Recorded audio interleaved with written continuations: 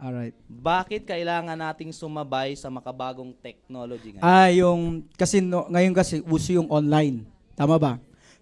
Okay, kasi dati po, yung mga nagne-network 1998, 1996, 1997, ang technology nilang ginagamit, landline. Pag may prospect sila, ako na-experience ko to, naisaksihan ko mismo to sa mga nagne-network dati. Ba? Oh, pare sige, 2:00 tayo sa Green Hills, sa may katabi ng Caltex. Hihintayin kita sa baba doon.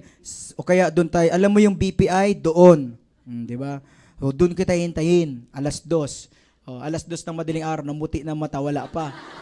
So, alam mo ba, napakasarap mag-network ngayon kasi ang communication mura na. May unli text, unli call, unli net, tama? Tapos, lahat na may cellphone. So, the more na mas open yung communication, mas madaling mag-network.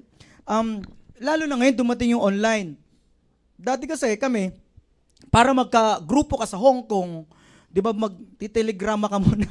Hindi naman, di ba, maglolong distance ka. Kung may kakulala ka sa Hong Kong, di ba, tito, may negosyo po ako. So, grabe, ang ganda nito. Yun lang ang way para makontak mo or mapaabot yung business mo. Pero nowadays, lahat may Facebook. Tama ba? May Viper, may Skype. Bible. Ipinaghalo kong beeper sa kano para walang mali, 'di ba? Lagi kayo Oh, 'di ba? Isahan lang. Oh.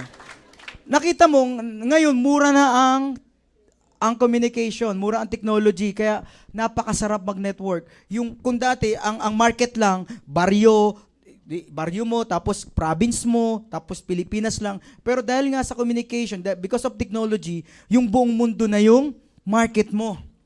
Hindi ka nagagastos ng libo-libo para makontak lang yung prospect mo. At ngayon nga, dahil nga sa computer, dahil nga sa internet, para kang namumulot na lang ng prospect sa iba-ibang bansa na potential kasi may pera sila. Kaya sabi ko nga, kung ang offline, nagbibingwit ka o naglalambat ka sa ilog, yun ang offline. Pero ang online, naglalambat ka sa karagatan. So, kaya sa mga hindi pa po nag-online,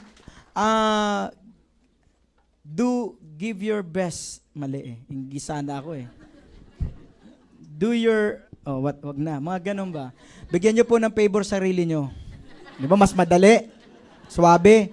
Pag-aralan nyo po ang online. Pwede po bang gusto kong i-acknowledge lang dito si Boy Sunny? Nandito yan. Palampakan natin. The captain of online marketing. Kapitan. Every Monday, ano na ko ha? Okay lang, bye? Akong i-plug ba? Okay lang? Yeah. Di ba, mas maganda pag Bisaya, di ba? Fluent. Si Sunny Boy po, mayroon siyang ginagawa na online training, open to all. Okay, sa Macdo, El Pueblo, every Monday, 7:00 ng gabi. Tuloy-tuloy po yan. Tama po, service nyo po ito sa mga taong gusto matuto ng online. Libre po. Libre ang pagkain. Magkano ang pagkain? 150. Ay, libre ang training, may bayad ang pagkain.